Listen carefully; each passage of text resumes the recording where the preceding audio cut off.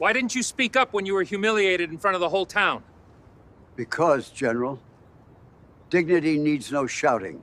They ignored a Medal of Honor recipient. When a four-star general sees the symbol, everyone salutes. The fluorescent lights of the Department of Veterans Affairs office in Phoenix cast a harsh glare on the worn linoleum floor as 74-year-old Robert Bobby Martinez shuffled toward the reception desk.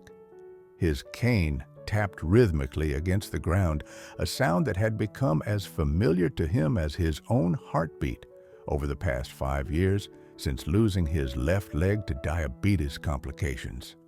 Bobby wore his only good shirt, a faded blue button-down that had seen better decades, and carried a manila folder containing medical records, benefit forms, and documentation that seemed to multiply every time he visited this place.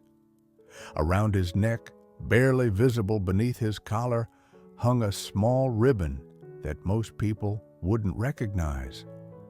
The light blue ribbon with 13 white stars represented the highest military honor the United States could bestow, the Medal of Honor. Bobby had received the medal 52 years ago for his actions during the Battle of Hamburger Hill in Vietnam, where he had single-handedly rescued 6 wounded soldiers while under heavy enemy fire, sustaining multiple injuries in the process. But the young man who had charged up that hill with bullets flying around him seemed like a different person now, a ghost from a war that most Americans preferred to forget. The waiting room was crowded with veterans of various ages, all dealing with their own bureaucratic battles. Some were young men and women from Iraq and Afghanistan.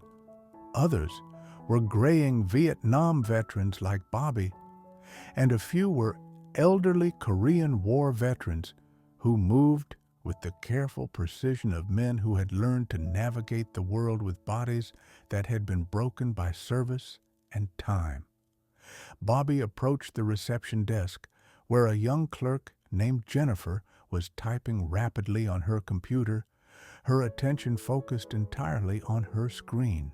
She was in her 20s, efficient, but overwhelmed by the constant stream of veterans seeking help with benefits, medical care, and the maze of paperwork that seemed designed to discourage rather than assist.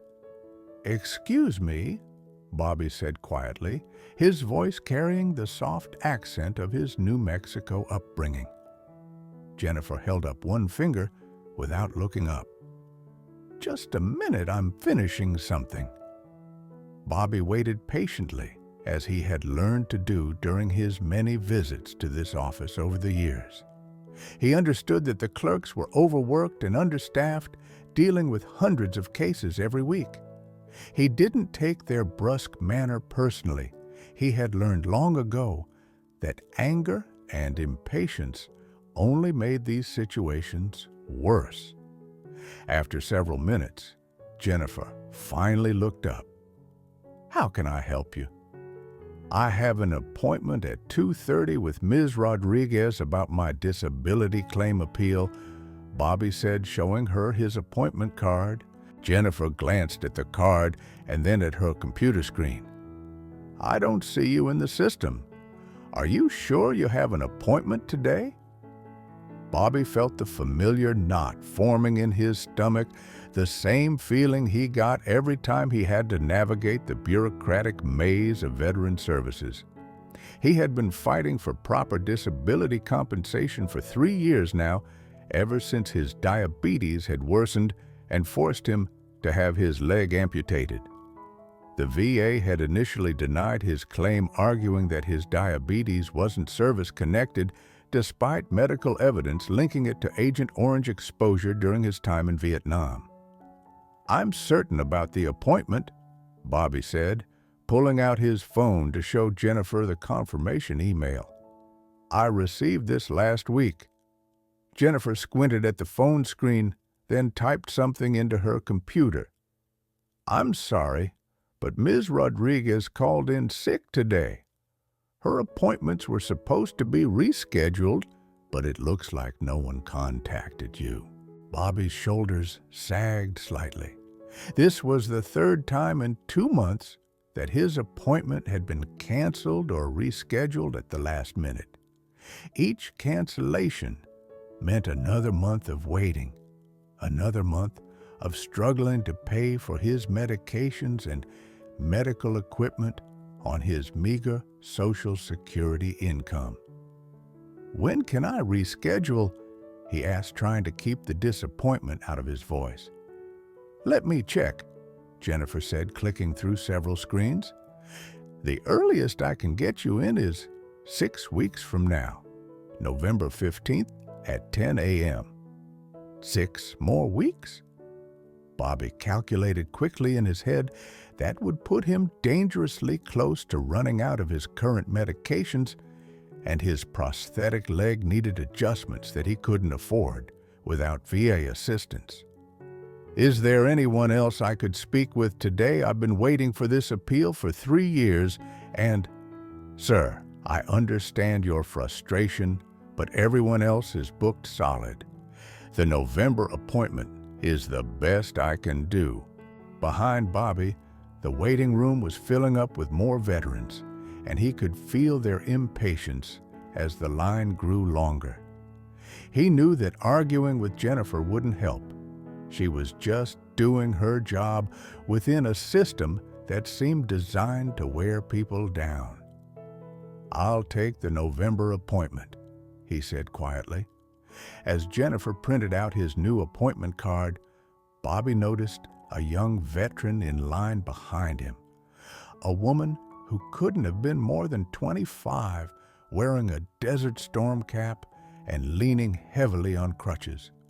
Her eyes held the same mixture of hope and frustration that Bobby recognized in his own mirror every morning.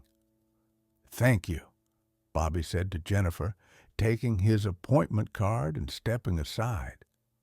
The young veteran approached the desk, and Bobby heard Jennifer's now familiar refrain, "How can I help you?" Bobby made his way toward the exit, but something made him pause near the bulletin board, where various notices and announcements were posted. Among the flyers for support groups and benefit information, he noticed a new poster that made his heart sink even further. "Attention veterans. Due to budget constraints and staffing shortages, appointment wait times may be extended. We appreciate your patience as we work to serve all veterans efficiently." Efficiently? Bobby almost laughed at the irony. There was nothing efficient about a system that kept veterans waiting months for basic services, that lost paperwork regularly, and that seemed to operate on the assumption that if they made the process difficult enough, people would simply give up. As he pushed through the glass doors into the Arizona heat, Bobby felt the weight of his 74 years more acutely than usual. The Medal of Honor around his neck felt heavier too, not because of its physical weight, but because of what it represented. He had been willing to die for his country once, and now that same country seemed indifferent to whether he lived or died as a disabled veteran struggling to navigate an uncaring bureaucracy. But Bobby Martinez hadn't survived Vietnam by giving up easily, and he wasn't about to start now. Over the next 2 weeks, Bobby's situation deteriorated rapidly. His prescription medications ran out, and without VA approval for refills, he couldn't afford to pay the full price at the pharmacy.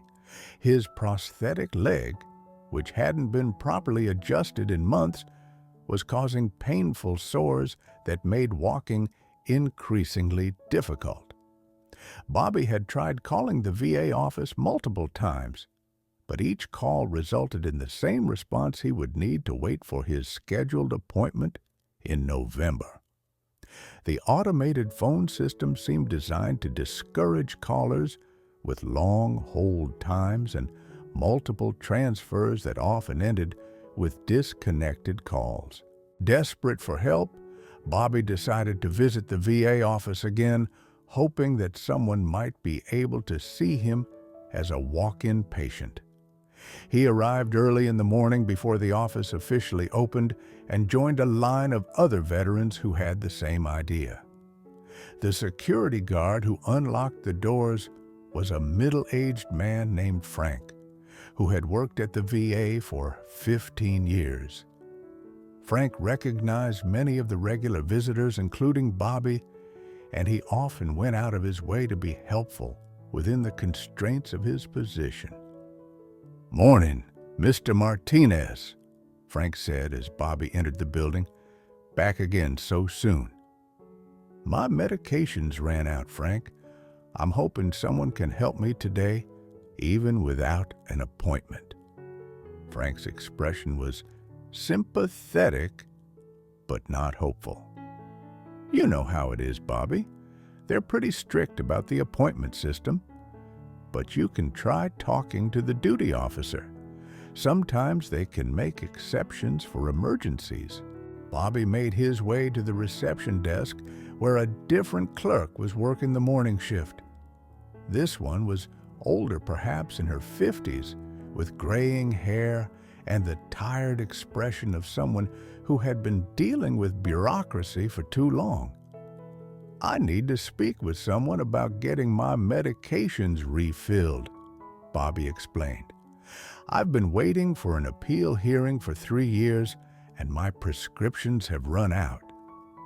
The clerk, whose nameplate read Patricia Wong, looked at Bobby's file on her computer.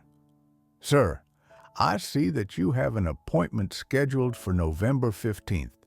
That's when these issues will be addressed." "Ma'am, I can't wait until November. I'm diabetic, and without my medication, I could end up in the emergency room." Patricia's expression softened slightly. "I understand, sir, but I don't have the authority to override the appointment system. Have you tried going to the emergency room? They might be able to help with immediate medical needs."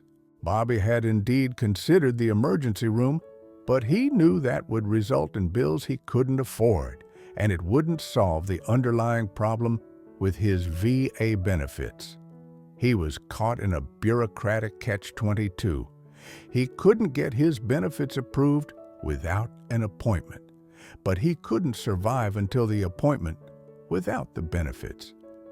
As Bobby stood at the counter, feeling increasingly desperate, he noticed activity near the main entrance. Several people in military uniforms were entering the building, and there seemed to be some kind of commotion. Frank, the security guard, was speaking animatedly with someone Bobby couldn't see clearly.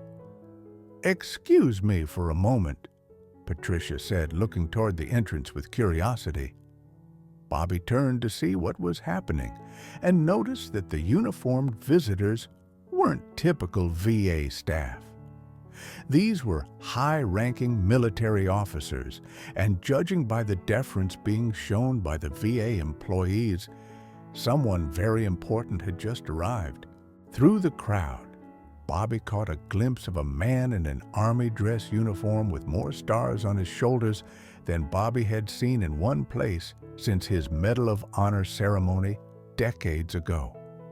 This was clearly a very senior officer, possibly even a 4-star general. The group was being given a tour of the facility, probably as part of some official inspection or visit. Bobby had seen similar dog and pony shows. Before high-ranking officials would visit, everyone would put on their best behavior for a few hours, and then things would go back to normal once the VIPs left. But something unexpected happened as the group approached the reception area. The General Bobby could now see that he was indeed wearing 4 stars, stopped mid-conversation, and looked directly at Bobby. More specifically, he was looking at Bobby's chest, where the small ribbon of the Medal of Honor was barely visible above his shirt collar. The general's expression changed immediately. He said something to his escorts, then walked directly toward Bobby, his face showing a mixture of recognition and what appeared to be anger, not at Bobby, but at the situation he was witnessing. "Soldier," the general said, his voice carrying the authority of decades of command, "is that the Medal of Honor you're wearing?" Bobby straightened slightly, his old military bearing asserting itself despite his physical limitations. "Yes, sir. Sergeant Robert Martinez, 1st Cavalry Division, Vietnam." What happened next would change everything. General Patricia Hawkins had not planned to stop at the Phoenix VA office during her inspection tour of southwestern military facilities. As the Army's highest-ranking logistics officer, she was primarily focused on supply chain issues and base operations. But a last-minute scheduling change had brought her to the VA facility, and what she was witnessing there was making her blood boil. Sergeant Martinez, General Hawkins, said, her voice carrying across the suddenly quiet reception area. "How long have you been waiting for service today?" Bobby glanced around nervously, aware that every eye in the room was now focused on him. "About 2 hours, ma'am. But I don't have an appointment. I was hoping 2 hours."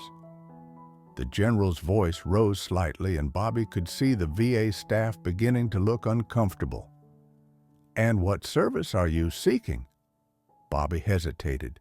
He didn't want to cause trouble for the staff who he knew were doing their best within a broken system. But the general's direct question demanded an honest answer. "My medications have run out, ma'am. I've been waiting 3 years for a disability appeal hearing, and without VA approval, I can't afford my prescriptions." General Hawkins turned to Patricia Wong, who was now standing at attention behind the reception desk despite being a civilian employee. "Is this true? This Medal of Honor recipient has been waiting 3 years for a hearing?" Patricia's face had gone pale. "Ma'am, the system shows that he has an appointment scheduled for November." "November?" The general's voice was now loud enough to be heard throughout the waiting room. "It's September. You're telling me that a Medal of Honor recipient who needs medication to survive has to wait 2 more months for an appointment?" The VA facility director, Dr. Michael Stevens, had been alerted to the general's presence and came hurrying over. He was a well-meaning man who had been trying to reform the system from within, but he was constantly hampered by budget constraints and bureaucratic inertia. "General Hawkins, I'm Dr. Stevens, the facility director. I wasn't aware we had a Medal of Honor recipient waiting for services. If I had known..." "If you had known," General Hawkins interrupted. "Doctor, this man's medal should be visible in your computer system. His service record should be flagged for priority treatment. How is it possible that he's been ignored for 3 years?" Dr. Stevens looked at Bobby's file on Patricia's computer screen, and his face showed genuine shock. "Sir, there's no flag in your file indicating your Medal of Honor status. The system should have automatically prioritized your case." Bobby spoke up quietly. "I mentioned it when I first applied, but the clerk said it didn't matter for disability claims. She said all veterans are treated equally." General Hawkins turned to her aide, a young captain who had been taking notes throughout the exchange. "Captain Morrison, I want you to document everything you're seeing here. This is exactly the kind of systemic failure we've been hearing about." The general then did something unprecedented. She turned to face the entire waiting room, which was now completely silent, and raised her voice so everyone could hear. "Ladies and gentlemen, I want everyone in this room to understand what we have here. Sergeant Martinez is a Medal of Honor recipient. He earned our nation's highest military honor. by risking his life to save his fellow soldiers in Vietnam. The Medal of Honor is awarded for conspicuous gallantry and intrepidity at the risk of life above and beyond the call of duty. She paused, letting her words sink in. This man has been waiting 3 years for a disability hearing. 3 years. While dealing with diabetes complications that cost him his leg, while unable to afford the medications he needs to survive. The general's voice grew stronger, more commanding. I want every person in this building, staff and veterans alike, to understand that this is unacceptable. This represents a fundamental failure of our obligation to those who have served. Dr. Stevens stepped forward, clearly shaken by what he was learning. General, I assure you that we will address Sergeant Martinez's case immediately. We can have him seen by a benefits counselor within the hour. Within the hour? General Hawkins shook her head. Doctor, this man should have been seen 3 years ago. But yes, we'll start with immediate service. Then the general did something that no one in the room expected. She came to attention and rendered a perfect military salute to Bobby Martinez. The effect was instantaneous and electric. Every person in uniform in the building, security guards, medical staff, visiting military personnel immediately came to attention and saluted. Even some of the civilian employees stood straighter, recognizing the solemnity of the moment. Bobby, despite his physical limitations, straightened as much as he could and returned the salute with the dignity of a soldier who had earned the right to stand among heroes. What happened next transformed not just Bobby's situation, but the entire culture of the Phoenix VA facility. General Hawkins didn't simply ensure that Bobby received immediate attention, she used his case as a catalyst for systematic reform. Dr. Stevens, the general said, after the salutes were completed, I'm extending my visit here indefinitely. I want to see exactly how this facility operates, and I want to understand how a Medal of Honor recipient could fall through the cracks for 3 years. Within an hour, Bobby found himself in the office of the facility's chief benefits counselor, a woman named Maria Gonzalez, who had 20 years of experience but had never been told about Bobby's Medal of Honor status. As she reviewed his file, her expression grew increasingly troubled. Mr. Martinez, I'm appalled by what I'm seeing here. Your Agent Orange exposure is clearly documented.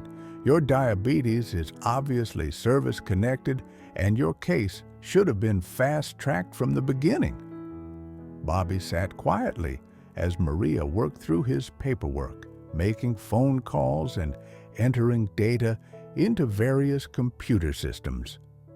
Through the office window, he could see General Hawkins moving through the facility, with Dr. Stevens stopping to talk with staff and veterans alike. I can approve your medication refills immediately, Maria continued, and I'm scheduling you for a full medical evaluation next week. But Mr. Martinez, I have to ask, why didn't you push harder? Why didn't you demand to speak with supervisors or contact your congressman? Bobby considered the question carefully. Ma'am, I learned a long time ago that making noise doesn't always help. I figured if I was patient, if I followed the rules eventually, the system would work. Maria's eyes filled with tears. Sir, the system failed you. We failed you, and I'm going to make sure it doesn't happen again. Meanwhile, General Hawkins was conducting what amounted to an impromptu inspection of the entire facility. What she found was a pattern of systemic problems, understaffing, inadequate computer systems, and a culture that had become focused on managing caseloads rather than serving veterans. But she also found dedicated employees like Maria Gonzalez, and Dr. Stevens, who were genuinely committed to helping veterans, but were hampered by bureaucratic constraints and resource limitations. Captain Morrison, the general said to her aide, "I want you to contact the Secretary of Veterans Affairs immediately. I want a full review team here within 48 hours, and I want emergency funding authorized to address the staffing shortages." The general's presence had an immediate effect on the facility's operations. Word spread quickly that a four-star general was personally reviewing cases, and suddenly appointments were being found. Paperwork was being expedited, and veterans who had been waiting months were being seen. But the most significant moment came when General Hawkins asked to address the entire staff of the facility. They gathered in the main conference room with Bobby Martinez sitting in the front row at the general's personal invitation. "Ladies and gentlemen," General Hawkins began, "I want to tell you about the man sitting in the front row. On May 20th, 1969, during the Battle of Hamburger Hill, then Specialist Robert Martinez saw 6 of his fellow soldiers wounded and trapped under heavy enemy fire." The room was completely silent as the general continued. Despite being wounded himself, Specialist Martinez made 6 separate trips through enemy fire to carry his wounded comrades to safety. On his final trip, he was shot 3 times, but still managed to reach the last wounded soldier and drag him to cover. Bobby shifted uncomfortably in his chair, unused to having his actions described in such detail. He had spent 50 years trying not to think about that day, trying to forget the sounds and sights that still haunted his dreams. For his actions that day, the general continued, Specialist Martinez was awarded the Medal of Honor by President Nixon. He saved 6 lives at the risk of his own embodying the highest traditions of military service. General Hawkins paused, looking around the room at the faces of the VA employees. "This man, this hero, has been waiting 3 years for a disability hearing. 3 years, while struggling to afford medication, while dealing with service-connected injuries that cost him his leg." The general's voice grew stronger, more emotional. "Every person in this room took an oath to serve veterans. Some of you took that oath when you enlisted in the military, others when you accepted employment with the VA. But we all swore to serve those who served." She gestured toward Bobby. "When we fail, men like Sergeant Martinez, we fail in our most sacred duty. When we allow bureaucracy to override humanity, when we treat heroes like numbers in a system, we dishonor not just them, but ourselves." Dr. Stevens stood up from his seat. "General, I want to assure you that Sergeant Martinez's case will be resolved immediately, and we will implement new procedures to ensure this never happens again." "Doctor, that's not enough," General Hawkins replied. "I want every Medal of Honor recipient in your system identified and prioritized. I want their cases reviewed by senior staff personally, and I want a flag in your computer system that ensures they never wait more than 24 hours for any service." Then the general turned to Bobby. "Sergeant Martinez, I want to apologize to you on behalf of the United States Army and the Department of Veterans Affairs. You deserved better from us, and I'm going to personally ensure that you receive the care and respect you've earned." Bobby stood slowly, using his cane for support. "General, I appreciate everything you're doing, but I want you to know that there are thousands of veterans in this system who need help, not just Medal of Honor recipients. We all served, we all sacrificed, and we all deserve better." The general smiled, recognizing the same selfless spirit that had earned Bobby his medal 50 years earlier. "Sergeant, You're absolutely right. And that's exactly why we're going to fix this entire system. 6 months after General Hawkins' visit, the Phoenix VA facility had been transformed.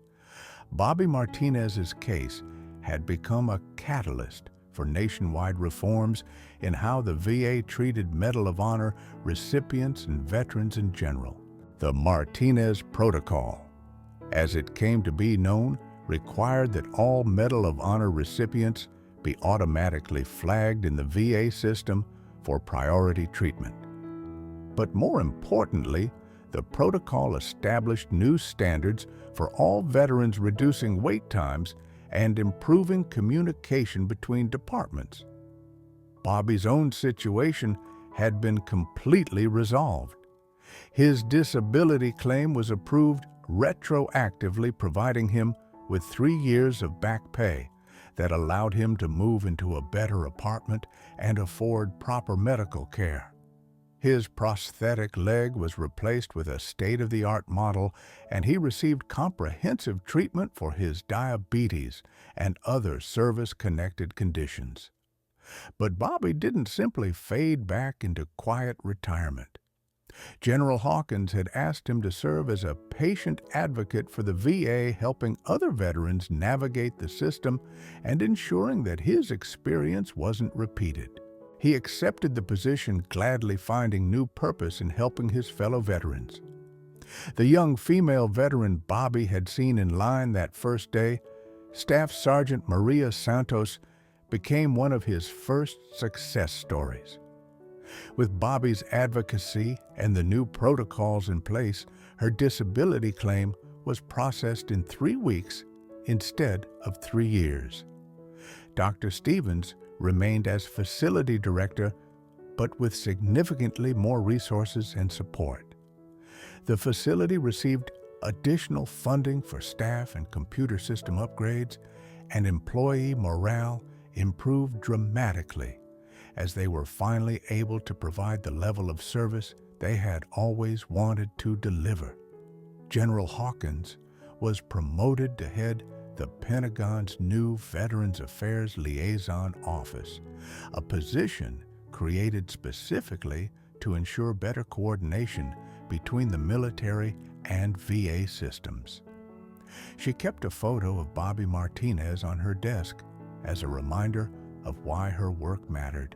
Bobby still visited the VA facility regularly, but now as an advocate rather than a supplicant.